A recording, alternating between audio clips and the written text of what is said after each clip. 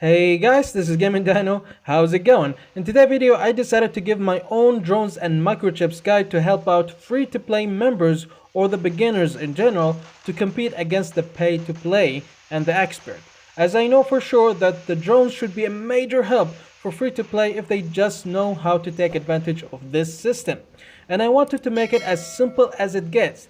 That means I only tell you what you need to know in the form of two answers to these questions. Question number 1. What are the types of microchips and the best chip in each type? And question number 2.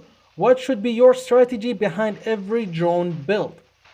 By knowing the answers to these questions, you will be able to choose the right drone along with the right microchip with the specific strategy behind each drone you build. So if you can't answer these questions by yourself, then you're good, bruh. You don't need to watch this video. But if you can't, then buckle up, boy. You are in for an educational ride. Yeah, so man. What do you want? What do you want? You want food?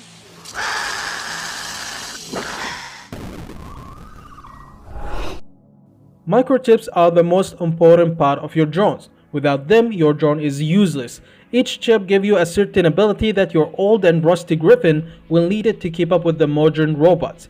They come in separate tiers. Tier number 1, tier number 2, tier number 3, and tier number 4.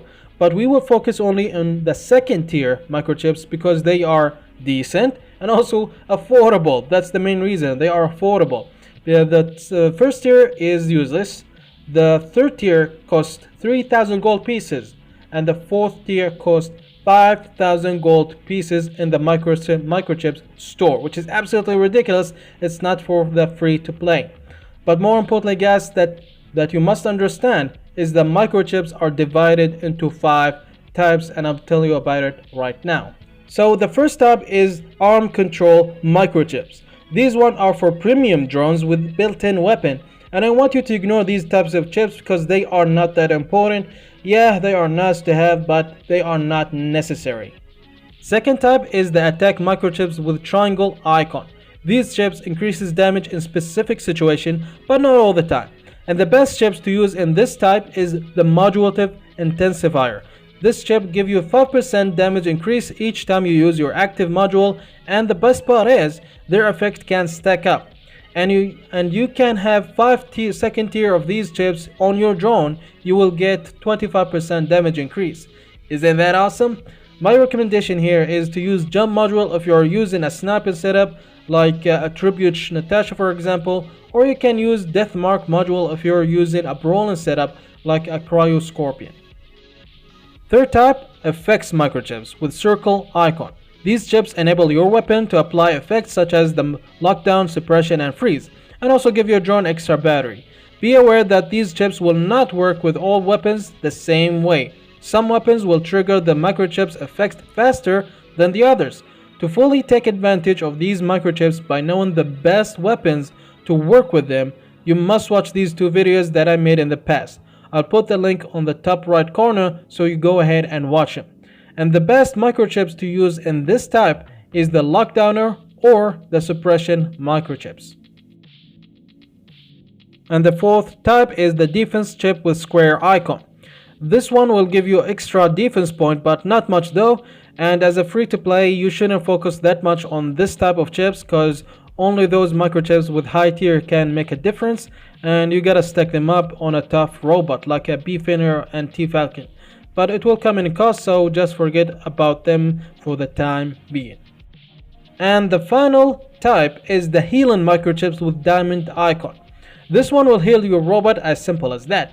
And the best microchip in this type is Recurrent Crashing Renovator. Wow, that's very mouthful name. Which will give you 10% extra HP if your health drops quickly, and the best part is the effect can stack up. So you could get 30 to 40% HP, and it can be very helpful when you're getting attacked by a Titan or Hawk.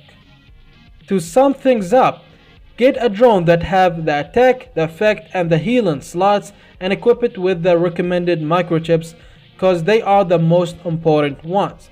And also every day check the store. Make sure to check the store, microchip store, for the recommended microchips. If you see any of them get them. They only cost 150 gold pieces.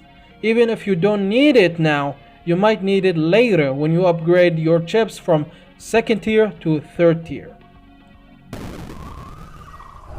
Now that you know what microchips to use, let's talk about what your strategy should be for every drone you build. What I mean is, are you going to use this drone to help you tanking or attacking?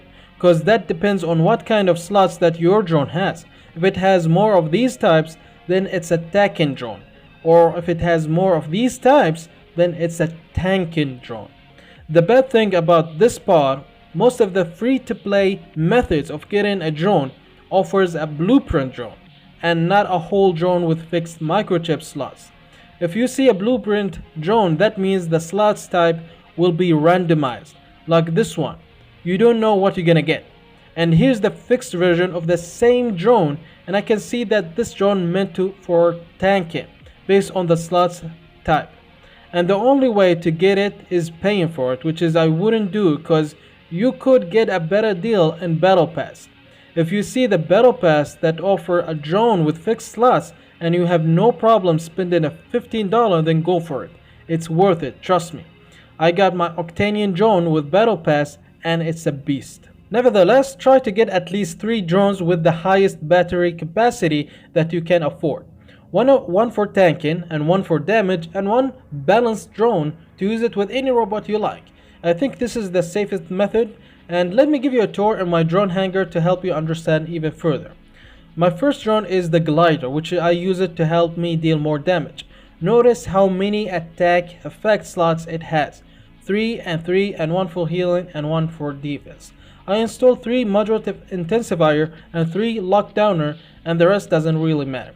And I use them with Gus Hawk with jump module for sniping, or I can use them with Cryo Scorpion with Deathmark module for rolling. And my second drone is the Eye, which is a balanced drone that I use with Pulsar's Leech.